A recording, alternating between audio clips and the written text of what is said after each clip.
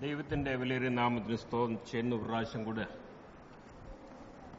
ഈ സഭയോട് ചേർന്ന് എൻ്റെ സഹോദരങ്ങളോടും മാതാപിതാക്കളോട് ചേർന്ന് കർത്താവിനെ ആരാധിപ്പാൻ ദൈവം എനിക്ക് തന്ന അവസരത്തെ കർത്താവിന് നന്ദി കരയറ്റുന്നു. ദൈവത്തിലേക്ക് നമ്മൾ ശ്രദ്ധയെ ആകർഷിക്കാൻ താല്പര്യപ്പെടും. അതിനുവേണ്ടി രണ്ട് രാജാക്കന്മാരുടെ പുസ്തകം 5-ാം അധ്യായത്തിന്റെ 1 മുതൽ 5 വരെയുള്ള വാക്യങ്ങൾ ഒന്ന് ആദ്യമേ വായിക്കാമോ?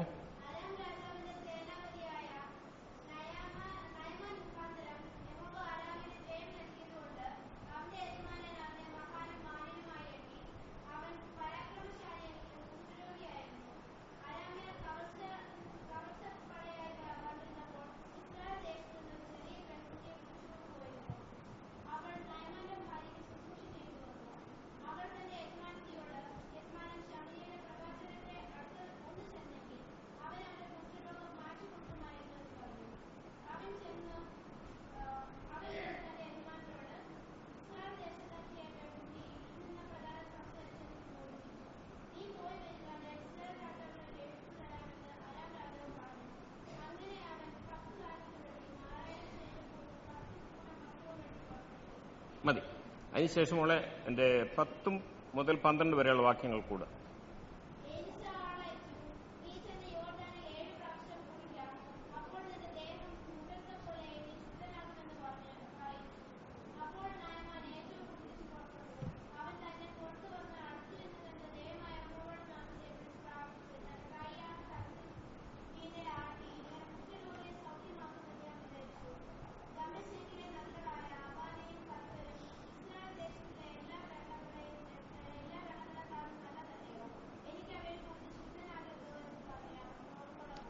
മതി.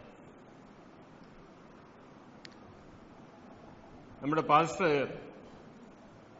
പ്രാരംഭത്തിൽ ശുശ്രൂഷിച്ച ആ സന്ദേശത്തോട് വളരെ അടുത്ത് നിൽക്കുന്ന ഒരു സന്ദേശമാണ് ഈ ഭാഗത്തുനിന്ന് സംസാരിക്കാൻ ഞാൻ ആഗ്രഹിക്കുന്നത്. അതിന് തലക്കെട്ട് വേണമെങ്കിൽ ഇങ്ങനെ കൊടുക്കാം: attitude in an unfavourable situation. നമുക്ക് അനുകൂലമല്ലാത്ത ഒരു സാഹചര്യത്തിൽ നമ്മുടെ പ്രതികരണം. ഇതാണ് ഈ സന്ദേശത്തിലൂടെ ഇങ്ങനൊരു തലക്കെട്ട് ഞാൻ കൊടുക്കാൻ ആഗ്രഹിക്കുന്നത്. ഇവിടെ നമ്മൾ വായിച്ച വേദഭാഗത്ത് ഒരു പ്രത്യേക കഥാപാത്രത്തെ പരിചയപ്പെടുന്നു. ഒരു കൊച്ചു പെൺകുട്ടി. എന്താ ഈ പെൺകുച്ചിന്റെ ബാക്ക്ഗ്രൗണ്ട്? അത് എവിടുത്തുകാരിയാണ്? ഇസ്രായേൽ ദേശത്തുകാരി. ഇപ്പോൾ എവിടെ ആയിരിക്കുന്നത്? സിറിയയില് രാജാവിന്റെ രാജസേനാധിപതിയായിരിക്കുന്ന, സൈന്യത്തിന്റെ സേനാധിപതിയായിരിക്കുന്ന അഥവാ മിലിറ്ററി കമാൻഡർ ആയിരിക്കുന്ന നയമാന്റെ വീട്ടിൽ വേലക്കാരത്തിയായിട്ട്, നമ്മുടെ നാടൻ ഭാഷയിൽ പറഞ്ഞ വേലക്കാരത്തിയായിട്ട് ഈ പെങ്കൊച്ചായിരിക്കുകയാണ്. ആ നാളിലെ ഇസ്രായേൽ ദേശത്തിലെ ആത്മീയ അവസ്ഥയെക്കുറിച്ച് നമ്മൾ അല്പം ഒന്നറിഞ്ഞിരിക്കുന്ന നന്നായിരിക്കും. ചില അധ്യായങ്ങൾക്ക് പുറകിൽ നമ്മൾ നോക്കുമ്പോൾ ഏലിയാവിനെ കാണാം. അവിടെ ഒരു ആഹാബിനെ പരിചയപ്പെടുന്നു. അദ്ദേഹത്തിന് പ്രിയതമ്മയുണ്ട്. എന്താ പേരെന്നറിയാമോ? ജെസബേൽ. ആ ജെസബേല് ഇപ്പോൾ ഏലിയാവിന് മുമ്പിൽ വലിയൊരു വെല്ലുവിളി ഉയർത്തിയിരിക്കുകയാണ്. അങ്ങനെ ചുരുക്കമായി പറയട്ടെ, ബാലിന്റെ 400-ലധികം പ്രവാചകന്മാരെ കൊന്ന അനന്തരമായിട്ട് ജീവനുള്ള ദൈവം അഗ്നിയിലൂടെ ഉത്തരമരുളുന്ന വ്യക്തിയാണെന്ന്, ശക്തിയാണെന്ന് തന്റെ ദാസനായ ഏലിയാവിലൂടെ ദൈവം അവിടെ പ്രകടമാക്കി. അതിനുശേഷം 1-2 രാജാക്കന്മാർ മാറി. ഇപ്പോൾ ഇരിക്കുന്ന ഇസ്രായേലിലെ രാജാവും വലിയ ദൈവഭക്തനൊന്നുമല്ല. യഹോവയുടെ സ്വന്തം ജനമായ ഇസ്രായേൽ ഇപ്പോൾ നല്ലൊരു ഭാഗം ഇപ്പോൾ ബാലിന്റെ വിശ്വാസികളാണ്. അപ്പോൾ അറിയാമല്ലോ ദേശത്തെ ആത്മീയ അവസ്ഥ. അങ്ങനെ ഇരിക്കുന്ന വേളയിലാണ് സിറിയ രാജാവിന്റെ സേനാധിപതിയായിരിക്കുന്ന നയമാൻ ഇസ്രയേൽ ആക്രമിക്കുകയും മറ്റു കൊള്ള മുതലിനോടൊപ്പം ഒരു കൊച്ചു പെൺകുട്ടിയെ കൂടെ കൊണ്ടുപോയി. ഒരു പക്ഷെങ്കില് ഇന്ന് നമ്മൾ അനുഭവിക്കുന്ന പോലെ അന്നും വേളികളിൽ ഹെൽപ്പ് ചെയ്യാൻ ആൾക്കാരെ, സഹായത്തിന് ആൾക്കാരെ കിട്ടാൻ ബുദ്ധിമുട്ടായിരിക്കും. അതുകൊണ്ടായിരിക്കും അദ്ദേഹം കൊണ്ടുപോയത്. കൊണ്ടുചെന്ന് തന്റെ ഭാര്യയ്ക്ക് സഹായത്തിനായിട്ട് ഈ പെങ്കൊച്ചിനെ ആക്കി. പെട്ടെന്ന് നമ്മൾ വായിച്ച് മനസ്സിലാക്കി. കുറച്ച് ദിവസം കഴിഞ്ഞപ്പോൾ ഈ പെങ്കൊച്ചിന് കാര്യം മനസ്സിലായി. വീട്ടിലെ എല്ലാം എവറിത്തിങ് ഇസ് ഇൻ ഓർഡർ, എല്ലാം നന്നാണ്. പക്ഷെങ്കിൽ ചില പ്രയാസങ്ങൾ അവിടെ ഉണ്ട്. ആരും അവളോട് പറഞ്ഞില്ല യജമാനന്റെ ഇങ്ങനെ ഉള്ള പ്രോബ്ലം ഉണ്ടെന്ന്, പ്രശ്നമുണ്ടെന്ന് ആരും ആ കൊച്ചിനോട് പറഞ്ഞില്ല. അവൾ അങ്ങോട്ട് പറയുകയാണ് യജമാനത്തിയോട്. എന്താ ആ പെങ്കൊച്ചു പറഞ്ഞ വാക്യം, കാര്യങ്ങള്? യെസ്,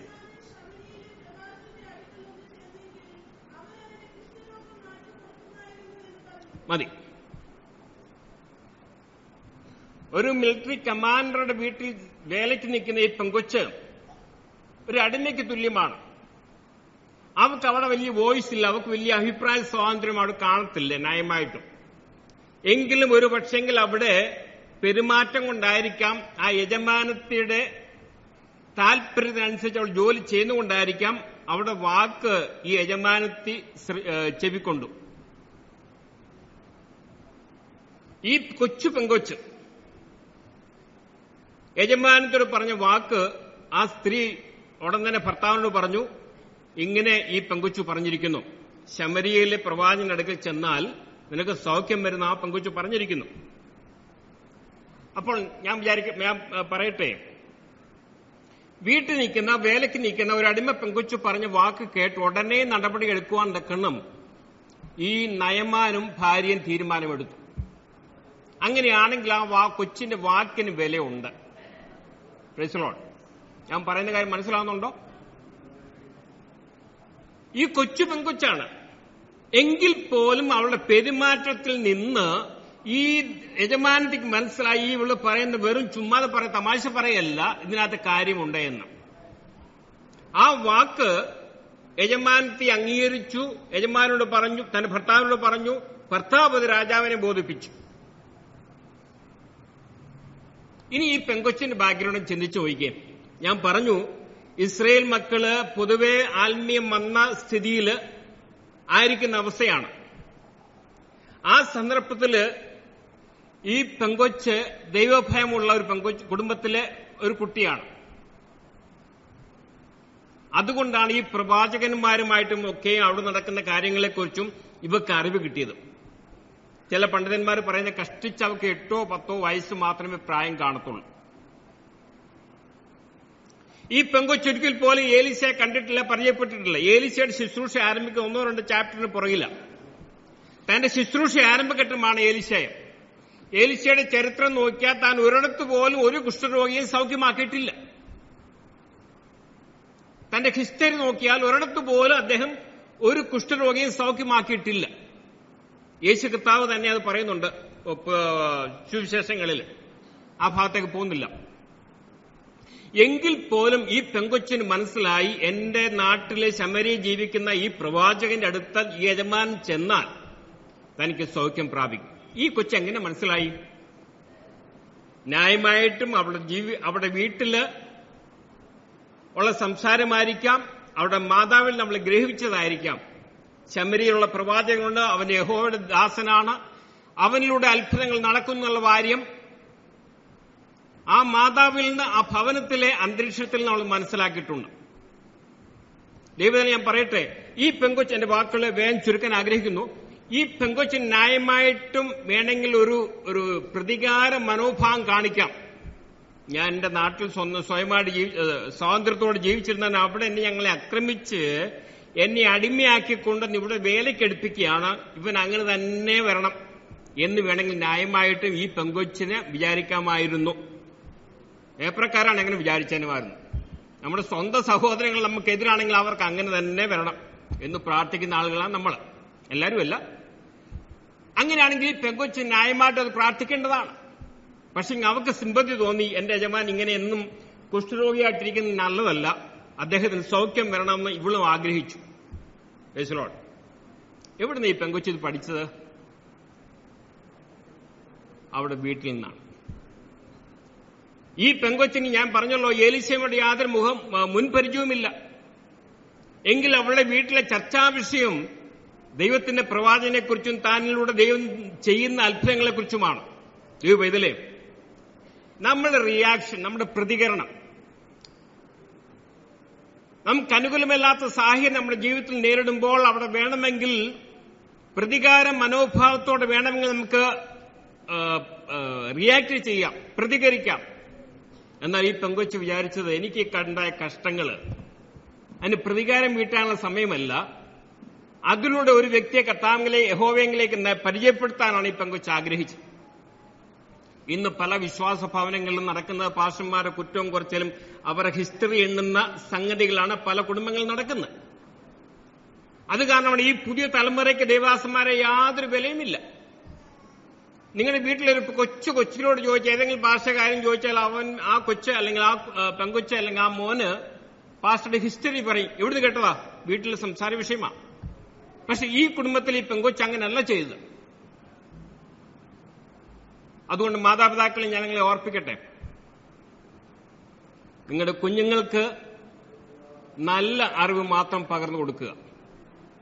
പ്രയാസങ്ങൾ ജീവിതത്തിൽ വരും, പക്ഷെങ്കിൽ നീ അവർക്ക് വേണമെങ്കിൽ പറയാടാ, എല്ലാവരും വഴിതെറ്റിപ്പോയപ്പോഴും ഞങ്ങൾ മാത്രം ദൈവത്തെ സേവിക്കുന്നവരാണ്, എന്നിട്ടും എന്തുകൊണ്ട് എനിക്കിത് സംഭവിച്ചു എന്ന് വേണമെങ്കിൽ ന്യായമായിട്ട് ചോദിക്കാം. ശത്രു രാജ്യത്താണ്, ഫോർ എക്സാമ്പിൾ, ഒരു ഉദാഹരണത്തിന് ഇന്ത്യക്കാരത്തിയ ഒരു പെങ്കൊച്ചിനെ പാകിസ്ഥാൻകാർ ആക്രമിച്ചു കീഴടക്കി അവിടെ കൊണ്ട് വേല ചെയ്യിക്കുകയാണ്. ഒട്ടും നല്ല ട്രീറ്റ്മെന്റ് ആയിരിക്കത്തില്ല അവിടെ ലഭിക്കുന്നത്. എങ്കിൽ പോലും അവിടെ യജമാനോട് ശത്രുത കാണിക്കാതെ, അതിനെ പക കാണിക്കാതെ ഒരു ദൈവ പൈതൽ എന്ന രീതിയിൽ അവൾ പ്രതികരിക്കുന്നു. ഇവിടെ വായിക്കുമ്പോൾ വേഗം ഞാൻ മുന്നോട്ട് പോട്ടെ. ഈ കൊച്ചൊരു റിസ്ക് അല്ലേ എടുത്തത്? ഇതിനു മുമ്പ് ഏലീശ ഒരു കുഷ്ഠരോഗിയെ സൗഖ്യമാക്കിയില്ല. ഈ പറയുന്ന സിറിയയിൽ നേണ്ട 100 മൈൽ ദൂരെയാണ് ഈ ശമരിയ എന്ന് പറയുന്ന പട്ടണം. അത്രയും ദൂരം യാത്ര ചെയ്ത് ഈ യജമാൻ അവിടെ വന്ന് ഒന്നും സംഭവിച്ചില്ലെങ്കിൽ തിരിച്ചു ചെല്ലുമ്പോൾ എന്തായിരിക്കും സംഭവിക്കുക? പെങ്കൊച്ചിന് അവളെ കഷണമായിട്ട് നുറുക്കും. ആ കൊച്ചിന് വേണം തീരുമാനിക്കാനോടെ ഞാൻ തന്നെ വെറുതെ വയ്യാവേലി ഏറ്റെടുക്കുന്ന. പക്ഷെ ആ കൊച്ചിന് ഉറപ്പുണ്ട്, എന്റെ നാട്ടിലെ ശമരിയയിലെ പ്രവാചകനടുത്ത് എന്നാൽ ഇവൻ സൗഖ്യമാകുമെന്ന്. ദൈവത്തിലെ നമ്മുടെ പ്രതികൂല സാഹചര്യങ്ങൾ ദൈവം ഒരുക്കി തരുന്നത് അവിടെ നമ്മുടെ ടെസ്റ്റ് മണിയിലൂടെ, നമ്മുടെ സാക്ഷ്യത്തിലൂടെ ചില വ്യക്തികളെങ്കിലും കർത്താവിനെ അറിയുവാനത് കാരണമായി തീരണം. രൂത്തിന്റെ കാര്യം ദൈവദാസൻ ഓർപ്പിച്ചല്ലോ. ഒന്ന് തിരിച്ച് ചിന്തിച്ചേ, ഈ രൂത്തിന്റെ ഭർത്താവ് മരിച്ചില്ലായിരുന്നെങ്കിൽ അവർക്ക് യേശുവിന്റെ വെല്ലുമ്മിച്ചയുടെ ഗണത്തിൽ വരാൻ സാധിക്കുമായിരുന്നോ? ഒരിക്കലുമില്ല. അപ്പോൾ ചില ദുരന്തങ്ങൾ ജീവിതത്തിൽ വരുന്നത്, ചില പ്രയാസങ്ങൾ ജീവിതത്തിൽ വരുന്നത് ദൈവത്തിന്റെ പദ്ധതിയുടെ ഭാഗമാണെന്ന് അംഗീകരിക്കുക. Praise the Lord. ഇവിടെ ഈ നയമാന് വലിയൊരു ഗിഫ്റ്റുമായിട്ടാണ് വരുന്നത്. അന്ന് ഏലീശ പ്രവാചകന് വലിയ സാമ്പത്തിക സ്ഥിതി ഒന്നും ഇല്ല. അതിന് പുറകിലത്തെ അധ്യായത്തിൽ നമ്മൾ വായിക്കുന്നുണ്ട്, പ്രവാചക ശിഷ്യന്മാരൊരുത്തിൽ കടം കയറി കടക്കാരെ പിടിക്കാൻ വരുന്ന സന്ദർഭമാണ്. അവിടെ പോലും സാമ്പത്തികമായിട്ടല്ല ഹെൽപ്പ് ചെയ്തത്, എണ്ണയിലൂടെ ഒരു അത്ഭുതം നടന്നു. ആ സഹോദരി അങ്ങനെ വിടുവിക്കപ്പെടുകയും ചെയ്തത്. ഞാനൊരു സാധാരണ സാമ്പത്തിക നില ഭദ്രമല്ലാത്തൊരു സാഹചര്യത്തിലാണ് ഈ ഏലീശ പ്രവാചകൻ ഇപ്പോൾ ആയിരിക്കുന്നത്. അന്ന് ആ സന്ദർഭത്തിലാണ് വലിയൊരു തുകയുടെ മുതലുമായിട്ട് ചില വേദ പണ്ഡിതന്മാർ പറയുന്നത് 5 കോടി രൂപയ്ക്കുള്ള ആസ്തിയുമായിട്ടാണ് ഈ നയമാൻ ഇപ്പോൾ ഈ പ്രവാചകനെ കാണാൻ വന്നിരിക്കുന്നത്. ചെറിയ കവറല്ല, വലിയ മുട്ടൻ കവറുമായിട്ടാണ് വന്നേക്കുന്നത്. പക്ഷെ ഇതൊന്നും കണ്ണു മഞ്ഞളിച്ചില്ല ദൈവദാസന്റെ. എലീശയ്ക്ക് മനസ്സിലായി, ഇവന് ഇത്രേ തരാൻ ഒക്കുള്ളൂ, എന്റെ ദൈവത്തിന് അതിലുപരി തരാൻ സാധിക്കും. താൻ പോയി സ്വീകരിക്കാനോ മാലയിടാനോ ഒന്നും ശ്രമിച്ചില്ല. ഒരു മെസ്സേജ് കൊടുത്തു, നീ പോയി യോർദാൻ നദിയിൽ 7 പ്രാവശ്യം മുങ്ങിക്കുളിക്കുക. അത് കേട്ട മാത്രയിൽ തന്നെ ഈ നയമാൻ കോപം കൊണ്ട് ജ്വലിച്ചു. അവിടെ എങ്ങനെയല്ലേ എഴുതിയിരിക്കുന്നത് 10-ാം വാക്യത്തില്? ഏറ്റവും ക്രുദ്ധിച്ചു. അവൻ കലി കയറിയെന്നാണ് ഒരു ഭാഷാന്തരത്തില്. ഈ കലി കയറിയ നിമിഷത്തിൽ ഈ പെങ്കൊച്ചിനെ കൈ കിട്ടിയാൽ എന്തായിരിക്കും നയമാന്റെ? അവളെ ഹഗ് ചെയ്യുമോ? അവളെ ആശ്ലേഷിക്കുമോ?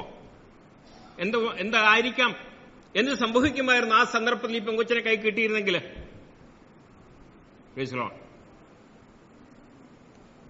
പക്ഷേ തന്റെ തന്റെ കൂടെ വന്ന ആളുകളുടെ പ്രേരണയ്ക്ക് ഫലമായിട്ട് താൻ അത് ചെയ്യാൻ നിർബന്ധിതരായി. താൻ ചെയ്തു.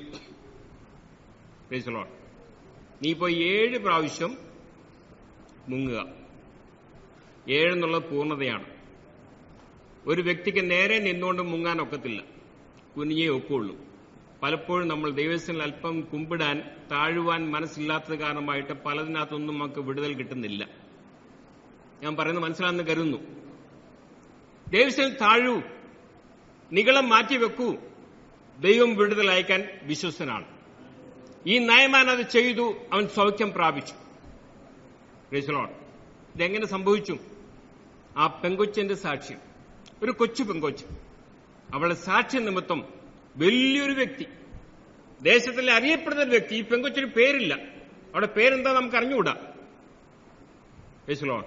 ഇന്നും ആ കൊച്ചിനെ കുറിച്ച് നമ്മുടെ ഭാവനയിൽ കണ്ടുകൊണ്ട് ഈ ദൂത് പറയുവാൻ ദൈവം എനിക്ക് അവസരം തന്നു. അന്ന് അവിടെ നാവിനെ നല്ല രീതിയിൽ ഉപയോഗിച്ചത് കൊണ്ട് ആ ഉറപ്പും വിശ്വാസം അവിടെ ഭവനത്തിലെ ട്രെയിനിങ്ങിലൂടെയാണ് അവർക്ക് ലഭിച്ചത്. ദേശം മുഴുവനും ആത്മീയ മന്ദഗതിയിലായിരിക്കുമ്പോൾ നമുക്കറിയാലോ, ഏറ്റവും ഉദാഹരണമാണ് താഴോട്ട് വായിക്കുമ്പോൾ അറിയാം, ഗേഹസിയുടെ അനുഭവം നമുക്കറിയാമല്ലോ. ഗേഹസി ദേവദാസന്റെ കൂടെ ശുശ്രൂഷിക്കുന്ന വ്യക്തിയാണെങ്കിൽ പുള്ളിക്ക് പൈസയ്ക്ക് ലാലച്ചുള്ള ഒരു എന്താ പറയാ, പൈസയുടെ ആർത്തിയുള്ള ഒരു വ്യക്തിയാണ്. അപ്പോൾ തന്നെ ആത്മീയ സംസ്കാരം അഥവാ സ്റ്റാൻഡേർഡ് നമുക്ക് മനസ്സിലാക്കാം. ഒരു ദൈവദാസന്, വലിയ ദൈവദാസന്റെ കൂടെ നിൽക്കുന്ന സെർവന്റിന് ഈ പൈസയ്ക്ക് ആർത്തിയുള്ള വ്യക്തിയാണെങ്കിൽ മറ്റുള്ളൊരു കാര്യം ചോദിക്കേണ്ട കാര്യമില്ല. ആ സാഹചര്യത്തിലും തനിക്കുണ്ടായ പ്രതികൂലത്തിന്റെ നടുവിലും അവിടെയും കർത്താവിന് സാക്ഷിപ്പാണ്ടാക്കണം ഈ പെങ്കൊച്ച് തുനിഞ്ഞ നിമിത്തമായിട്ട് ഒരു മാന്യനായ വ്യക്തി, അറിയപ്പെടുന്ന വ്യക്തി, അവന്റെ രഹസ്യങ്ങളുമായി കൊണ്ടു നടന്ന രോഗത്ത് നിന്ന് വിടുതൽ പ്രാപിപ്പാൻ അത് ആ സാക്ഷ്യം കാരണമായി ഭവിച്ചു. ആകയാൽ പ്രിയ മാതാപിതാക്കളെ, നമ്മുടെ കുഞ്ഞുങ്ങൾക്ക് കൊടുക്കുന്ന ട്രീറ്റ്മെന്റ്, അവരെ പഠിപ്പിക്കുന്നത് ഏറ്റവും യോഗ്യമായിരിക്കട്ടെ. ദൈവത്തെ പരിചയപ്പെടുത്തുക. അങ്ങനെയെങ്കിൽ അവർ പോകുന്നിടത്തും അത് സാക്ഷിക്കും.